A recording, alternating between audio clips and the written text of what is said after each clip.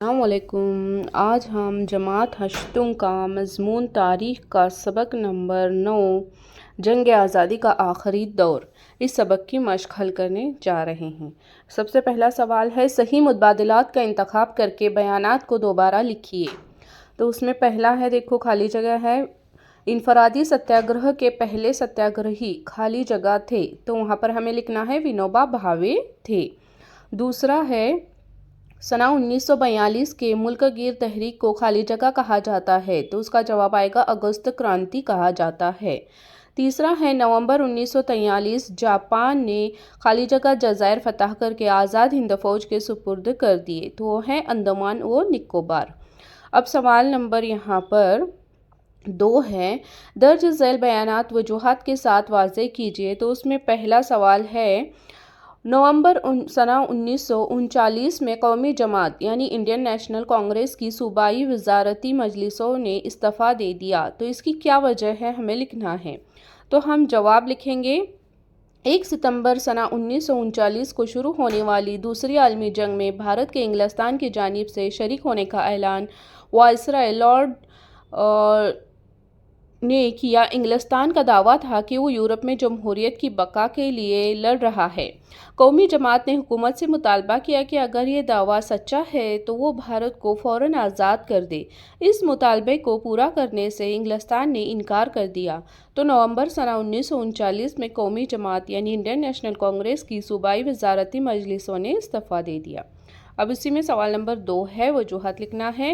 آزاد ہند فوج کو ہتھیار ڈالنا پڑا، تو جواب لکھیں گے سبھاش چندر بوس کی قیادت میں آزاد ہند فوج ناسازگار حالت میں بھی انگریزوں سے لڑ رہی تھی، لیکن آزاد ہند فوج کو جاپان سے ملنے والی مدد بند ہو گئی، جس کی وجہ سے امپھال کی مہم ادھوری چھوڑنی پڑی۔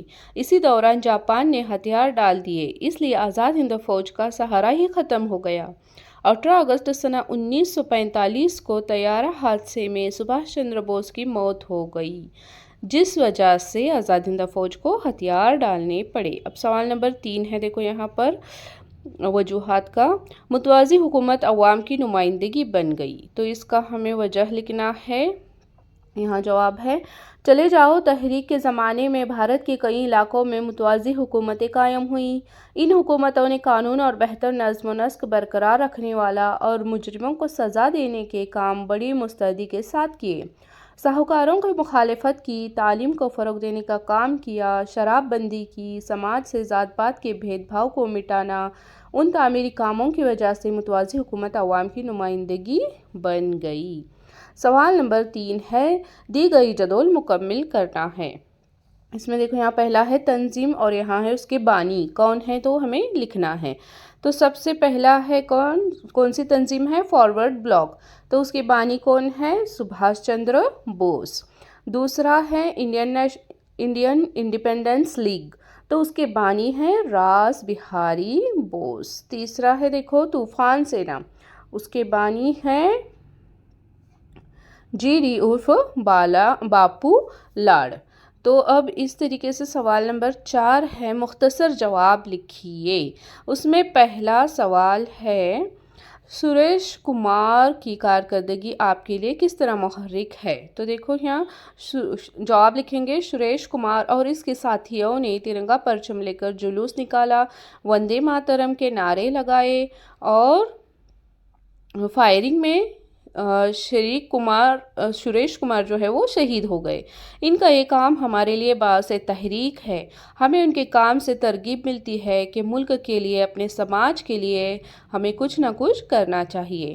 آج حاصل آزادی ہماری مقصد نہیں رہا، لیکن قربانی و ایثار، تعاون، اپنے کاموں اور ذمہ داریوں سے انسیت اور عزم و ارادے سے متعلق تحریک ملتی ہے۔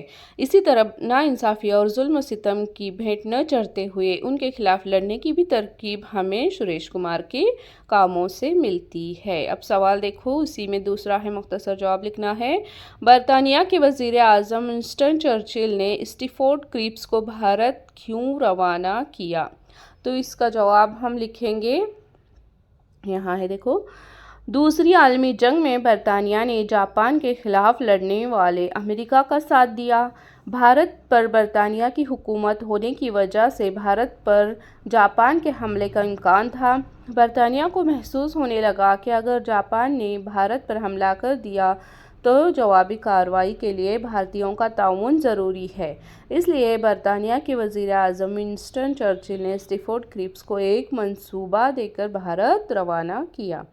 سوال نمبر 3 ہے، قومی جماعت کے اہم رہنماؤں کی گرفتاری کی خبر ملک بھر میں پھیلنے کے کیا اثرات ہوئے؟ اس کا جواب لکھیں گے 8 اگست سنہ 1942 کو قومی جماعت نے بھارت چھوڑو کی قرارداد کو منظور کیا۔ اسی رات قومی جماعت کے اہم رہنما گرفتار کر لیے گئے۔ یہ خبر پورے ملک میں پھیلنے کے بعد ہر طرف شدید رد عمل دکھائی دیا۔ مشتعل عوام نے جگہ جگہ جلوس نکالے۔ پولیس کی گولی باری اور لاٹھی کے حملوں سے بھی عوام نہیں ڈری۔ مظاہرین نے جیلوں، پولیس تھانوں، ریلوے اسٹیشنوں پر حملے کیے اور سرکاری کچہریوں پر قبضہ جمانے کی کوشش کی۔ اسکولی بچوں نے بھی جلوس نکالنے اور وندے ماترم کے نعرے لگائے۔